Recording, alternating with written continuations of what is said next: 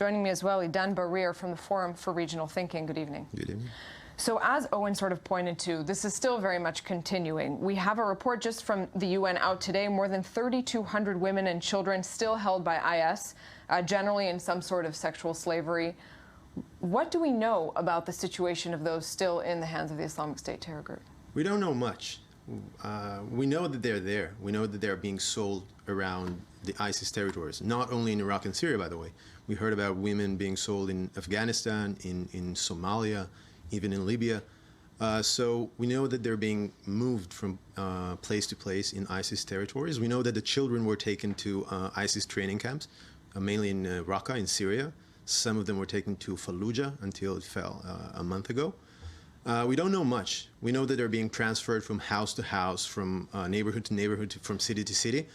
Sometimes some of these women and girls have access to cell phones, so they do call their families, and we know some facts about their whereabouts, about their situation, but we don't know much, and it's very hard to get information out. So, and if you're just mentioning cell phones, a lot of this communication, the actual selling of these young women and girls is through WhatsApp, encrypted applications, absolutely, through WhatsApp online. Yeah, that's what ISIS has been doing over the passing 2 years, and it's very successful for them. If we're looking at the Yazidi community, we know obviously that IS has a range of enemies. This by no means singling out only the Yazidi community, but what makes them so sort of unique as a target in the eyes of this terror group? Well, the Yazidi community has long been considered by Salafi Islamists as Satan worshippers, and thus the worst of infidels. So that's why for hundreds of years, they were targeted by Islamists, in the passing 100 years, they were beyond any point in the past. They were targeted by Salafi groups such as Al-Qaeda, such as ISIS nowadays.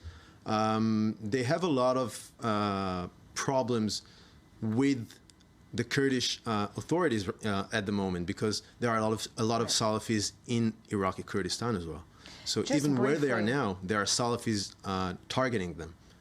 Briefly, when we look at Iraq, and especially U.S. policy, along with Iraqi forces, we have a lot of sectarian issues there. How optimistic are you about where this is going? Not very much, to be very honest.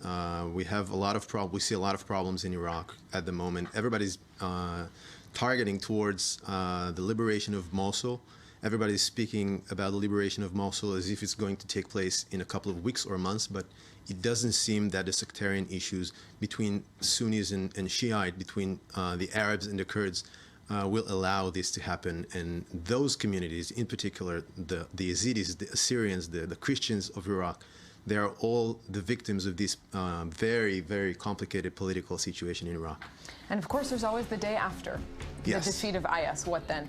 Idan Barir, thanks very much for weighing in. Thank you very much.